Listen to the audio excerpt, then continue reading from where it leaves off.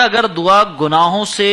معافی کی ہو بالخصوص کہ ہم گناہوں سے معافی طلب کر رہے ہیں اور جو ہے ہمیں دعا کرنی ہے، تو اس میں سب سے بہترین یہ ہوتا ہے کہ ہم اللہ تبارک و تعالیٰ کی بارگاہ میں اس کے محبوب کا وسیلہ پیش کریں، کیونکہ اللہ تبارک و تعالیٰ نے گناہوں کی معافی کے لیے یہ فرمایا کہ وَلَوْ أَنَّهُمْ إِذْ ظَلَمُوا أَنفُسَهُمْ جَاءُوكَ، اے محبوب جب یہ اپنی جانوں پر ظلم کریں تو آپ کی بارگاہ میں آ جائیں، پھر رسول بھی ان کے لیے مغفرت طلب کریں، یہ بھی اللہ کی بارگاہ میں مغفرت طلب کریں، تو یہاں اللہ نے فرمایا لَوَجَدُوا اللَّهَ، تو وہ اللہ تعالیٰ کو ضرور توبہ قبول کرنے والا پائیں گے۔ ایک ادنا سا عربی کا طالب علم بھی یہ بات جان لے گا جو ان صحاب نے سورہ نساء آیت نمبر 64 کا ترجمہ کیا ہے، عربی کے ترجمہ کرنے کے اصول اور قرآن کی جو تفسیر ہے اس کے برخلاف ہے۔ سورہ نساء آیت نمبر 64 کا صحیح ترجمہ یوں ہونا چاہیے تھا، اور اگر وہ جب انہوں نے اپنی جانوں پر ظلم کیا تھا تمہارے پاس آ گئے ہوتے، پھر اللہ سے مغفرت مانگتے اور رسول ان کے لیے مغفرت طلب کرتے، تو یقیناً وہ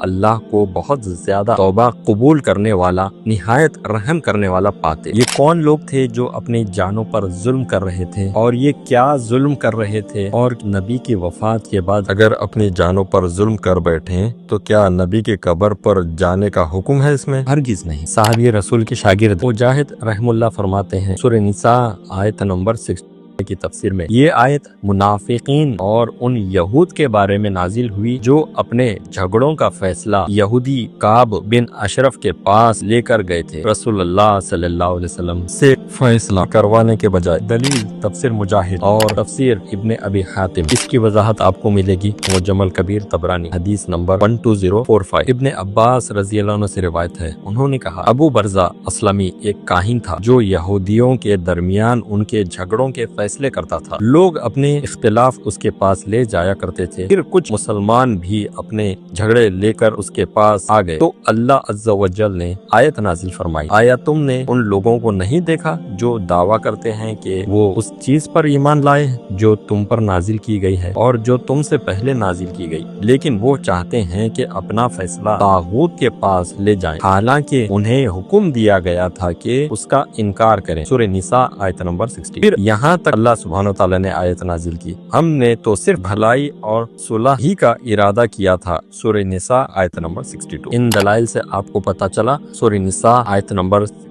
منافقین اور یہودیوں کے خلاف نازل ہوئی، کیونکہ وہ اپنے آپسی جھگڑے کا فیصلہ نبی صلی اللہ علیہ وسلم سے کروانے کے بجائے وہ ایک یہودی کاہن سے کرواتے تھے۔ نبی صلی اللہ علیہ وسلم نے اپنی وفات کے بعد لوگوں کو ان کے مسائل حل کرنے کے لیے اپنی قبر پر نہیں بلایا، بلکہ زندہ موجود حاکم کی طرف جانے کی ہدایت دی۔ دلیل صحیح مسلم حدیث نمبر 6179۔ ایک عورت نے نبی صلی اللہ علیہ وسلم سے کسی چیز کے متعلق سوال کیا، آپ صلی اللہ علیہ وسلم نے اسے حکم دیا کہ وہ دوبارہ آگ کے پاس آئے۔ اس عورت نے فرمایا، یا رسول اللہ، اگر میں آؤں اور آپ کو نہ پاؤں تو راوی کے والد کہتے ہیں گویا وہ آپ صلی اللہ علیہ وسلم کی وفات کی طرف اشارہ کر رہی تھی، تو آپ صلی اللہ علیہ وسلم نے فرمایا، اگر تم مجھے نہ پاؤ تو ابو بکر رضی اللہ عنہ کے پاس آنا۔ اور جو صحیح حدیث سے ثابت ہے وہ بات یہ ہے کہ نبی صلی اللہ علیہ وسلم کو پتہ نہیں ہوگا ان کی وفات کے بعد لوگ اپنی جانوں پر کیا ظلم کر بیٹھے ہیں۔ دلیل صحیح بخاری حدیث نمبر 6584۔ پھر بھی کچھ لوگ قبر پرستی کی دعوت دینے کے لیے اس آیت کے متعلق ایک جھوٹا اور من گھڑت واقعہ پیش کرتے ہیں۔ کہا جاتا ہے کہ ایک دیہاتی نبی صلی اللہ علیہ وسلم کی وفات کے بعد نبی صلی اللہ علیہ وسلم کی قبر پر آیا اور اس نے ندا لگائی کہ اس نے اپنی جان پر ظلم کیا، اور سورہ نساء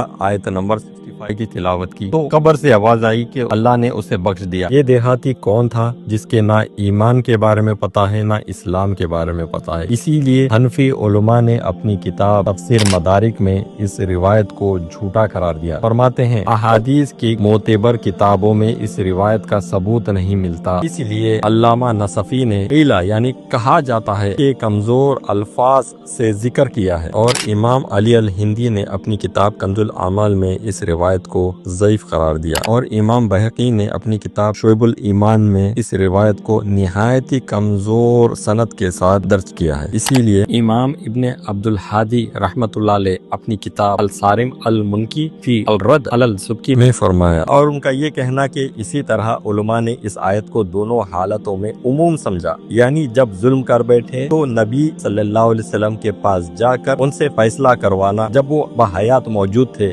اور نبی صلی اللہ علیہ وسلم کے وفات کے بعد بھی نبی کی قبر پر جا کر ان سے فیصلہ کروانا۔ تو اس پر ان سے کہا جائے گا کس نے یہ سمجھا؟ سلف امت اور ائمہ اسلام میں سے کسی ایک شخص کا نام بتاؤ، ہمیں کسی ایک صحابی یا تابعی یا تبع تابعین یا چاروں ائمہ میں سے کسی ایک سے یا کسی اور امام محدث یا مفسر سے یہ بات ثابت کر کے دکھاؤ کہ انہوں نے وہ عموم اس معنی میں سمجھا جو تم بیان کر رہے ہو، یا اس پر عمل کیا ہو، یا اس کی طرف رہنمائی کی ہو۔ اگر تم علماء پر اس قسم کے عمومی فہم کا دعویٰ کرتے ہو تو یہ دعویٰ باطل ہے، جس کا باطل ہونا بالکل ظاہر ہے۔ اسی لیے امام ابن تیمیہ رحمۃ اللہ علیہ نے اپنی کتاب جامع الرسائل میں فرمایا، رسول اللہ صلی اللہ علیہ وسلم کی وفات کے بعد ان کی طرف آنے کا معنی یہ ہے کہ انسان ان کی تعلیم، ان کے حکم اور ان کے لائے ہوئے دین کی طرف رجوع کرے۔ جب کہا گیا تم ان کے پاس آؤ تو زندگی میں ان کے پاس آنا بالکل واضح بات ہے، جیسے ان کو پکارنا، ان سے رہنمائی لینا اور ان کی اطاعت کرنا۔ لیکن ان کی غیر موجودگی اور وفات کے بعد ان کی طرف آنے کا مطلب یہ ہے کہ ان کی لائی ہوئی کتاب اور حکمت یعنی دین اور سنت کی طرف رجوع کیا جائے۔ اسی طرح جب کسی نے اپنی جان پر ظلم کیا ہو تو اس کا رسول صلی اللہ علیہ وسلم کی طرف